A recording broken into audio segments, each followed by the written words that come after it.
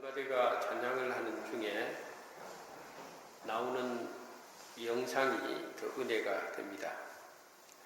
영상을 보면서 부끄러운 믿음으로 인해서 내 자신이 참 죄송스럽다 하는 생각을 해봅니다.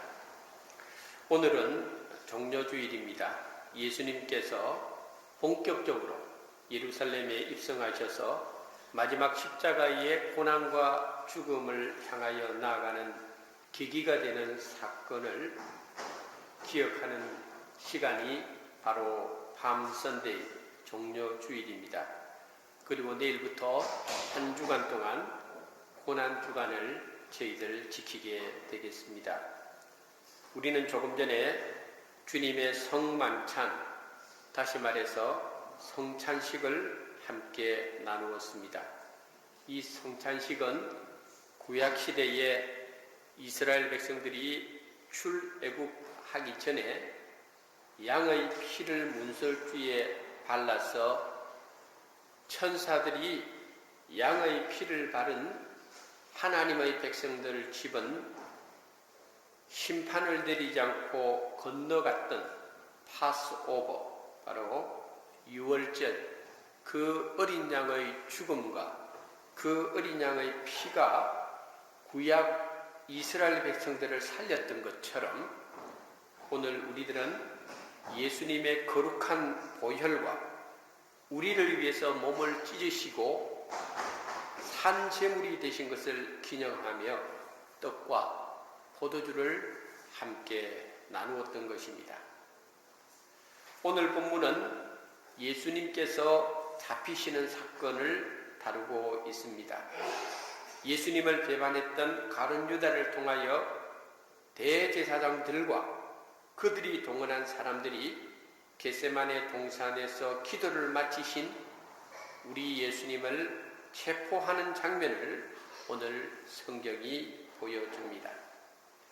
당시에 베드로가 나름 예수님을 보호한다고 본인이 가지고 있었던 칼을 가지고 대제사장의 종 말구를 내리쳤는데 말구가 순간 그 칼을 피함으로 말미암아 말구의 오른쪽 귀만 잘려나가고 말았던 것을 오늘 본문에 소개되고 있습니다.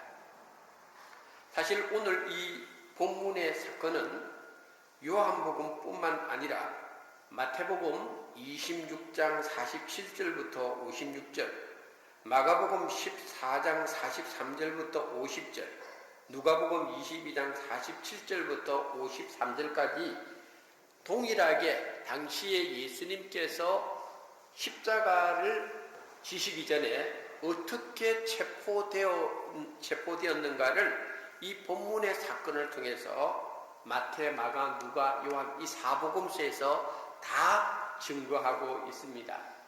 그런데 다른 복음서와는 달리 요한복음에서는 당시에 칼을 빼던 제자의 이름이 베드로였다고 실명을 언급하고 있어요. 그러니까 이 마태, 마가, 누가는 베드로라고 하는 이름을 언급하지 않았어요. 그리고 이 요한복음에는 또한 그때 베드로의 칼을 피하다가 귀가 잘린 한 사람의 이름을 말구라고 요한은 분명하게 실명을 언급하고 있는 것을 볼 수가 있습니다. 베드로가 생각지도 않았던 이 행동을 하였을 때에 오늘 본문의 예수님께서 이런 말을 합니다. 칼을 칼집에 다시 꽂으라. 그런데 이 부분을 영어 성경에는 뭐라고 말하고 있는가 하면은 Put your sword away라고 했어요. 그래서 이 표현은 단순히 칼을 칼집에 꽂으라 하는 이 표현보다는 오히려 예수님은 너 칼을 버려라. 칼을 멀리 버려라. 그래서 오늘 이 시간에 함께 은혜를 나누고자 하는 제목은 칼을 버리라. 겟세마네 동산에 짙은 어둠이 깔렸던 늦은 밤에 예수님을 잡으려고 본격적으로 가룟유다와 짰던 사람들이 움직이기 시작했습니다. 그들이 어떤 사람들이었는지 마태, 마가, 누가, 요한을 종합해서 보면은 그들은 대제사장들, 복수로 써야죠.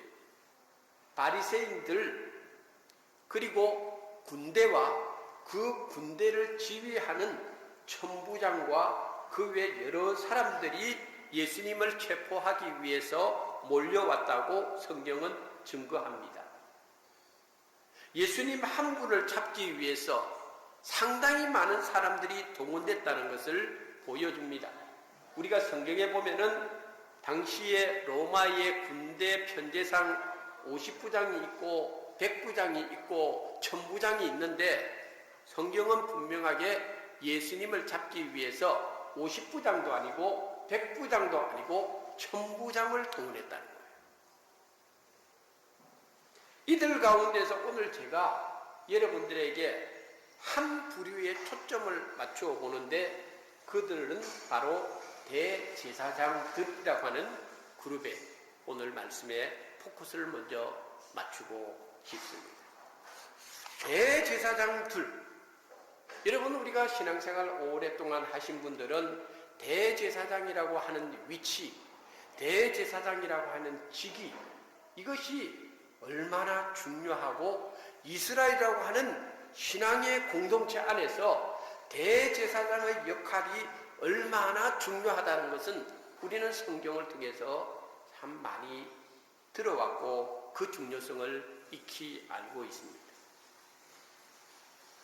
누구보다도 하나님 앞에 순결하고 누구보다도 하나님 앞에 경건하고 누구보다도 이스라엘 백성들의 영적 상황을 책임질 수 있는 가장 중요한 위치에 있는 대제사장들이 하나님의 아들 되시고 하나님 자신이 되시는 예수님을 잡는데 앞장서 왔다고 성경이 증거하고 있는 것은 정말 역사적인 아이러니컬한 사건이 아니라고 말할 수가 없는 것입니다. 저는 이 대제사장들이라고 하는 이 그룹을 통해서 오늘 우리가 사순절을 지내고 종료주의를 맞이하고 내일부터 고난주간이 시작될 때에 특별히 우리 안에 있는 명예심, 이것을 우리는 철저하게 경계하고 나가야 되겠다는 것을 여러분들에게 말씀을 드리고 싶습니다. 사람들이 이 세상을 살아가다 보면은 크게 중요한 세 가지 시험을 만나고 살아갑니다. 하나는 물질에 대한 시험이고 유혹입니다. 얼마 전에 로마 교황 프란치스코 1세도 우리 인간이 물질의 탐욕에 빠지면은 얼마나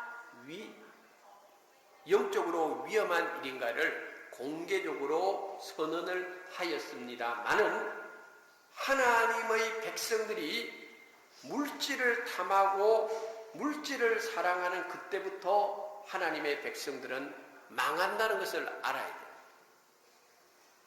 우리 생활 속에서 물질이 필요하지만은 물질을 탐하고 사랑하는 것은 사도 바울이 디모데 전서 6장 10절에서 분명하게 선언했던 것처럼 돈을 사랑하는 것이 1만 가지 악의 뿌리라고 그랬어요.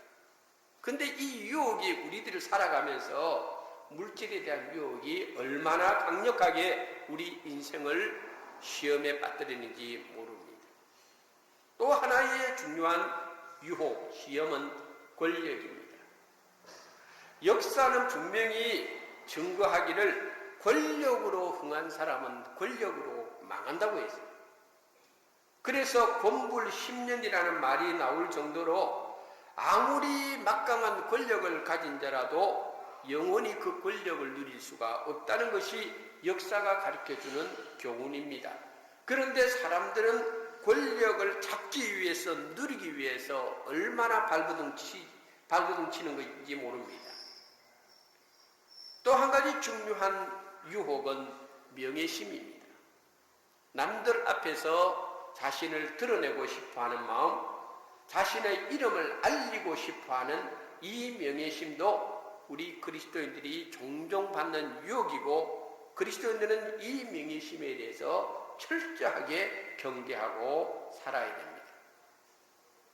앞에서도 말씀드렸다시피 대제사장은 이스라엘 공동체에서 매우 신성한 위치에 있었던 사람들입니다.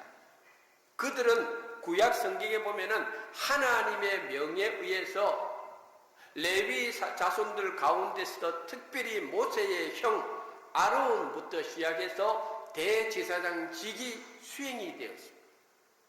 아무나 대제사장이 될 수 있는 거 아니었어요.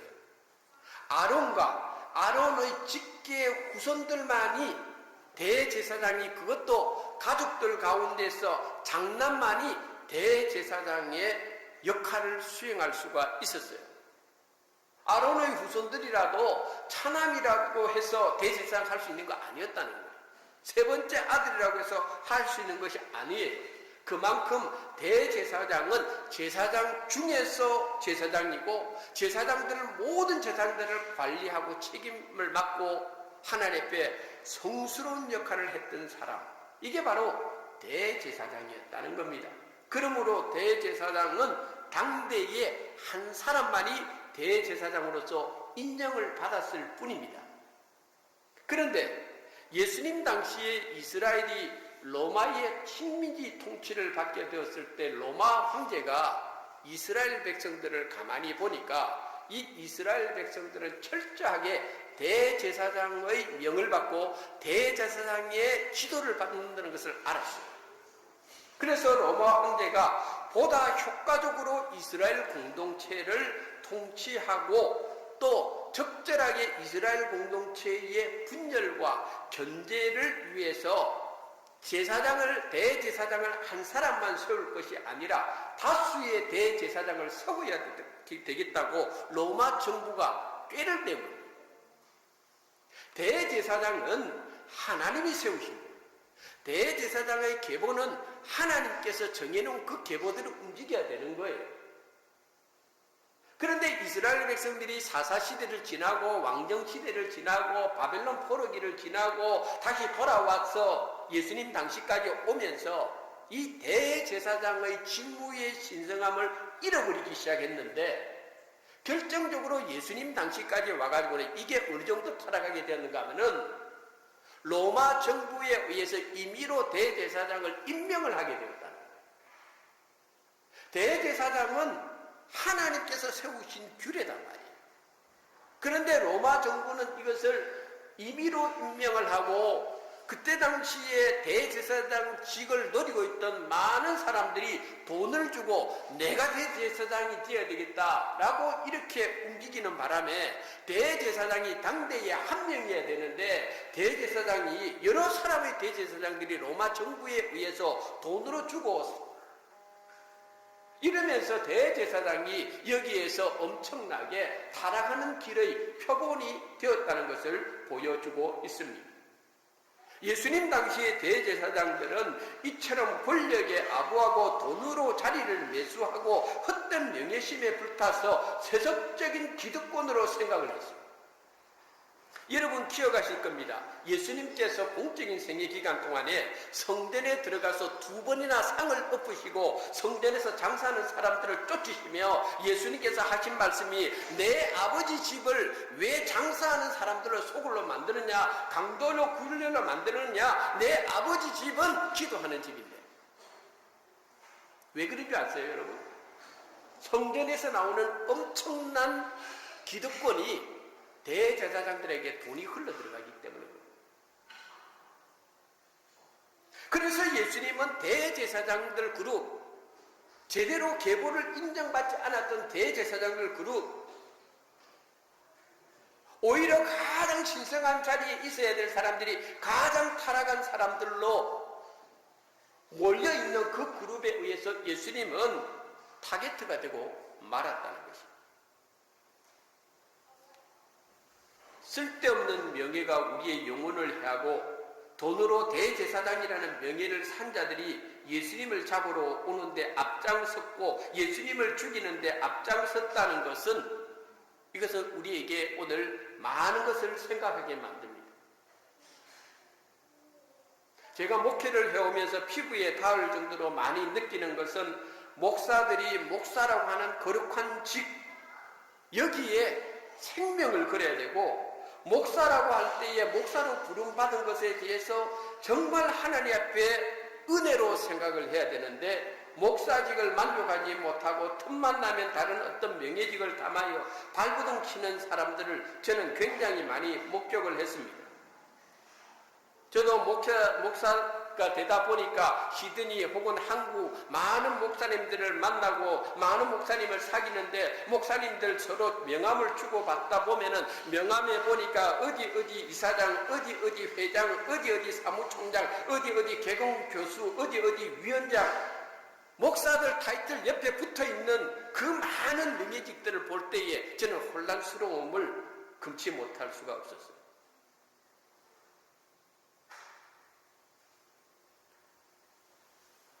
그러면 저는 어떻느냐? 저도 마찬가지였다는 것을 알았어요. 제가 2년 전부터 신학대학을 맡고 나서부터 저에게 학교에서 교수라고 하는 명칭을 사용하기 시작했어요.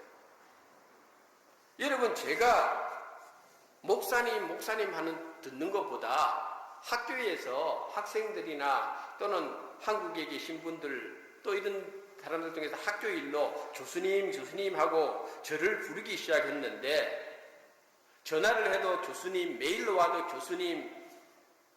여러분, 그때 제 기분이 어땠는 줄 아세요? 제 기분 정말 좋았습니다.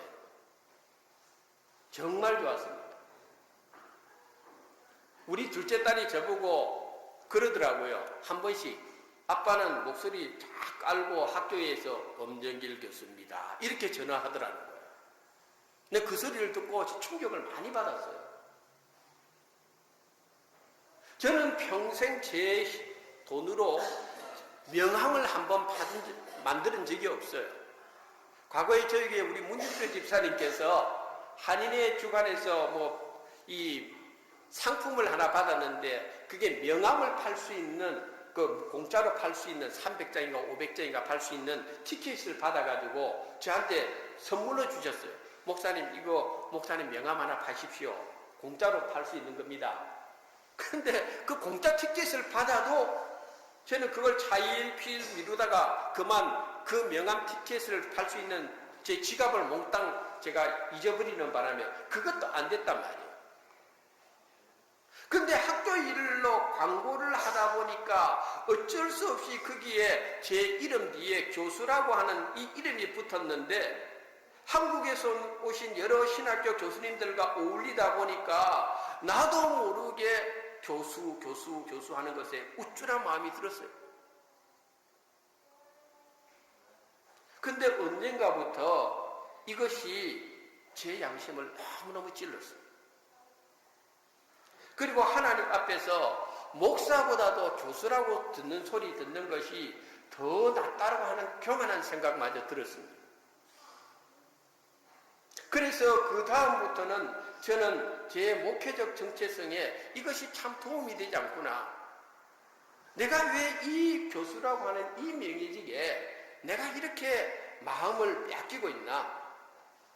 내 안에 잠재되어 있는 명예에 대한 그릇된 죄악성이 얼마나 큰지를 내가 알게 되었어요. 그 다음부터 제 스스로 조금씩 바꾸기 시작했어요. 학교와 관련해서 제가 보내는 모든 메일은 학교로 보내든 학생들에게 보내든 반드시 제 끝에는 엄정길 목사라고 썼어요. 지금도 저는 그 원칙을 계속적으로 지키고 있어요. 내 입으로 교수라고 말을 하지 말아야 되겠다. 나는 목사지 않느냐. 이 거룩한 이 목회직에 내가 부름을 받았는데, 학생들이 학교에서 목사님 하다가 교수님 죄송합니다 해야 되는데, 이러면 저는 학생들한테 교수라고 부르지 말고 그냥 목사라고 부르십시오 라고 말합니다. 저에 대한 한 가지의 이 예화를 드렸습니다마는 그만큼 우리를 유혹하는 명예심, 그것이 얼마나 우리를 넘어뜨리고 우리의 영혼을 좀먹는 악한 것인가를 알아야 됩니다. 대제사장이 그것 때문에 사람들이 하나님 아빠의 관계성보다는 사람들 앞에서 자기를 드러내려고 그랬고, 그 명예심을 위해서 돈으로 그 명예심을 사고, 그러므로 우리는 명예를 조심해야 됩니다. 그 명예가 나를 빛내는 것이 아닙니다. 사람의 사람됨이 더 중요한 것입니다. 그래서 옛날 중국 고사에 임금은 임금다워야 되고, 신하는 신하다워야 되고, 아버지는 아버지다워야 되고, 자식은 자식다워야 된다는 그 유명한 정명론이라고 하는 그런 고사가 있어요.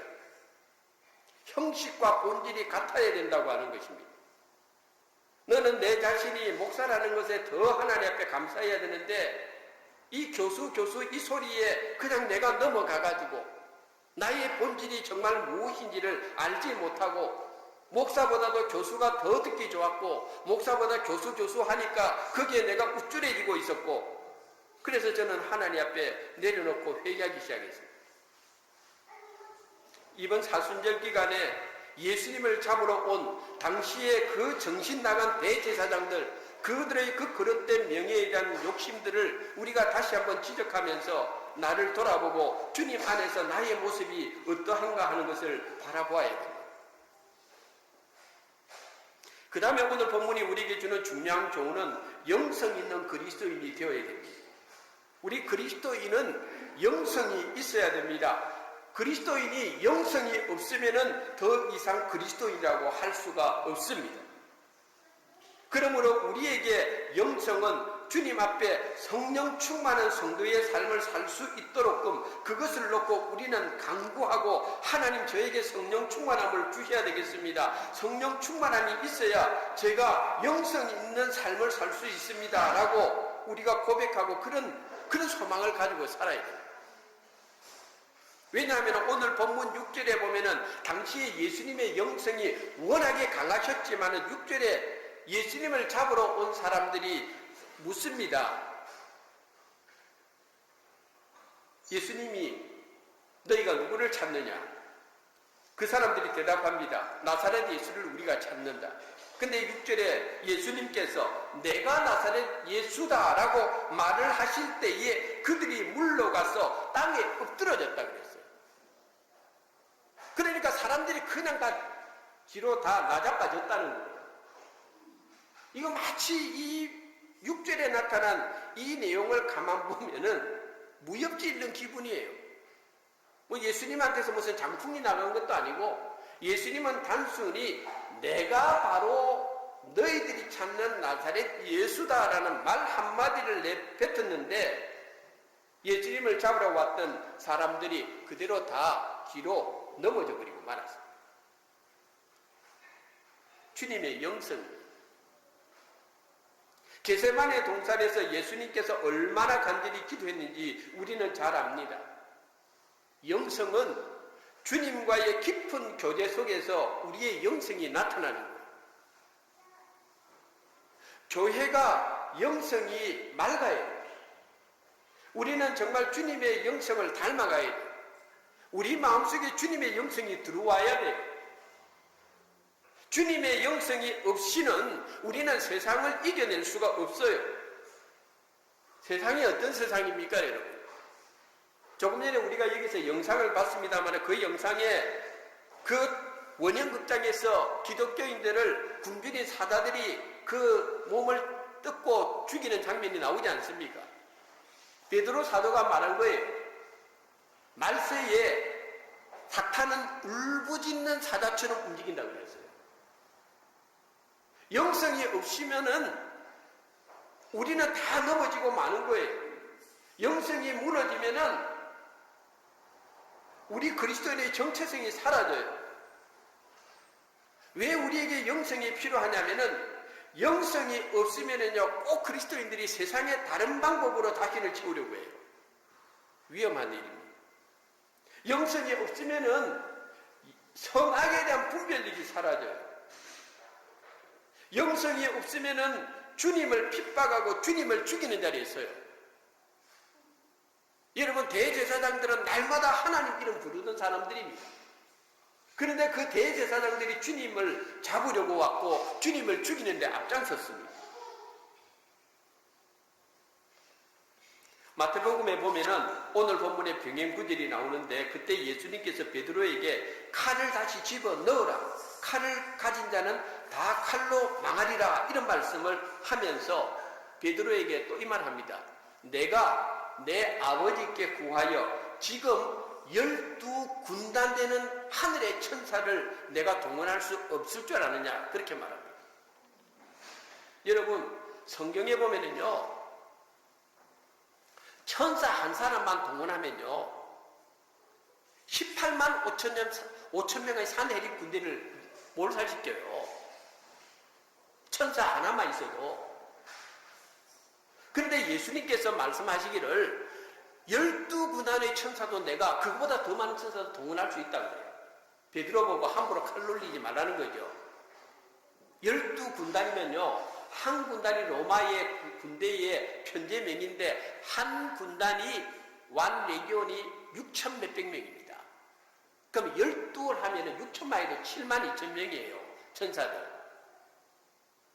예수님께서 7만 2천 이상의 천사도 내가 동원할 수 없는 줄 아느냐고 베드로에게 질책을 합니다. 그리고 예수님은 빌라도 앞에서 신문을 받을 때에 요한복음 18장 36절에서 예수님은 빌라도에게 이 말씀을 합니다. 내 나라는 이 세상에 속한 것이 아니라고 했어요. 내 나라는 너희들 눈에 보이는 이 세상에 속한 것이 아니라고 했어요. 저와 여러분들은 이 세상이 우리의 고향이 아니라는 걸 알아야 돼요. 이 세상이 우리나라가 아닙니다. 호주가 지상의 천국이라 하지만은 호주가 우리나라가 아닙니다. 우리들의 시민권은 이 땅에 있는 것이 아니고 예수님 말씀하신 것처럼 하나님 나라에 있습니다.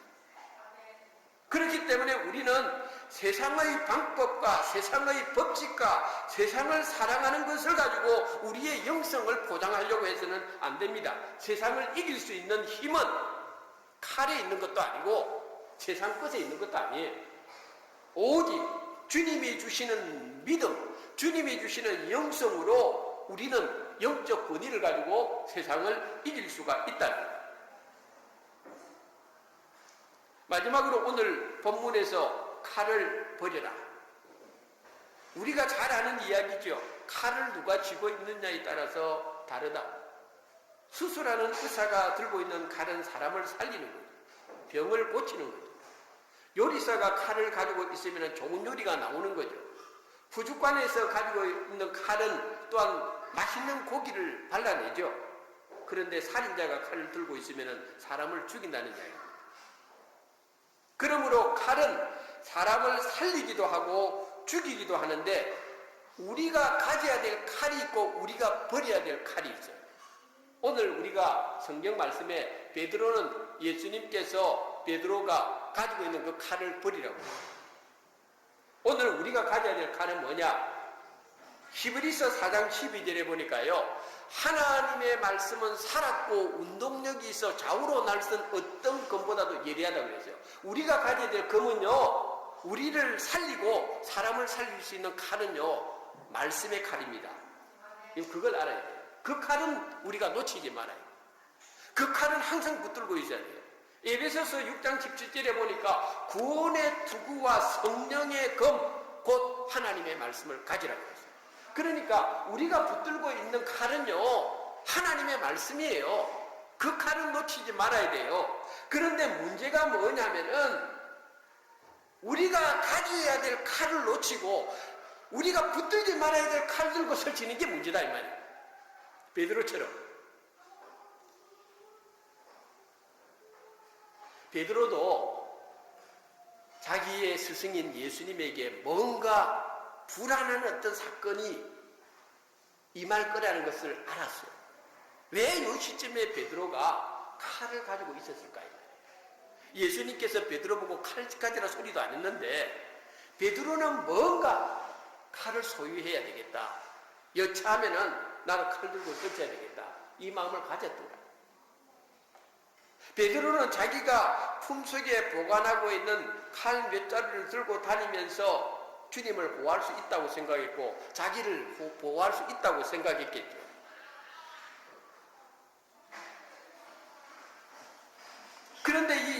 베드로가 정말 대제사장들과 무리들이 왔을 때 칼을 빼어서 사고를 쳤어요. 그때 예수님께서 베드로야, 칼을 버려라 그랬어요.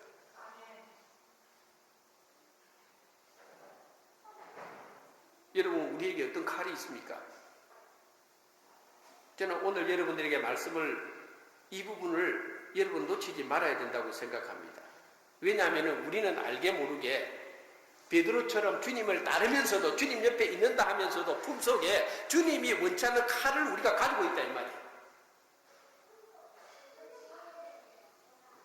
앞에서도 언급했듯이 세상 모든 것 주님을 위해서 다 버릴 수 있다 하면서도 권력을 못 버리고 명예를 못 버리고 물질에 대한 탐심을 못 버리고 그 칼을 우리 품속에 넣어놓고 다니고 있어요.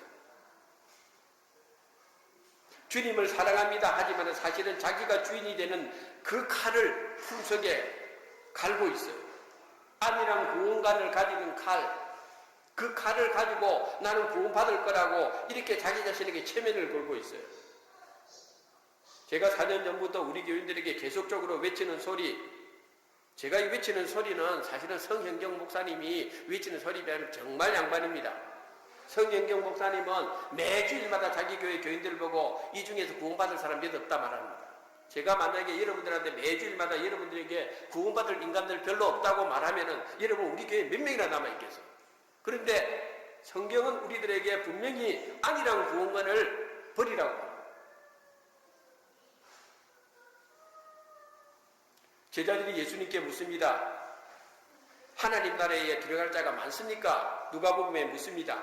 그때 예수님께서 말씀하시기를 들어가기를 원하는 자는 많으나 들어가는 자는 적으니라 그랬습니다.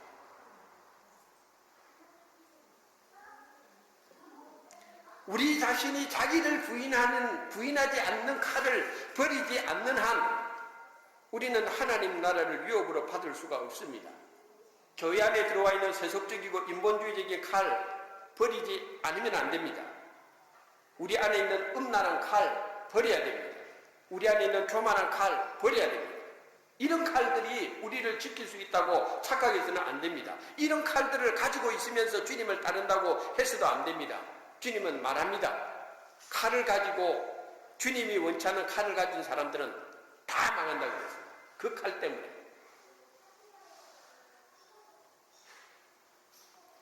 오늘 본문 사건의 마지막 결론입니다. 오늘 본문 사건을 통해서 주님은 본격적으로 고난의 길, 십자가의 길로 나아갑니다. 그러면서 베드로에게 말합니다.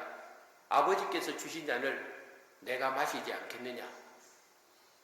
여러분, 우리는 어떤 잔을 들고 있고 어떤 잔을 마시고 싶습니까? 살아가면서 달콤한 것만 마시려고 하는 것은 그리스도인의 길이 아닙니다.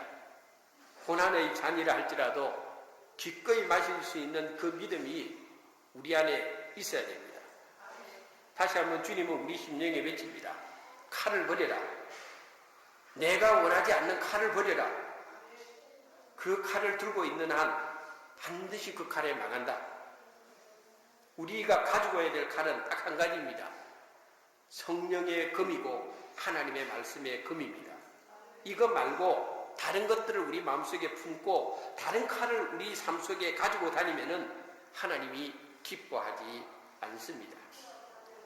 주님이 원하는 칼만을 가지고 주님이 원치 않는 칼은 과감하게 put away, 던져버릴 수 있는 그런 귀한 믿음이 우리 모두에게 함께 하시기를 간절히 축원드립니다.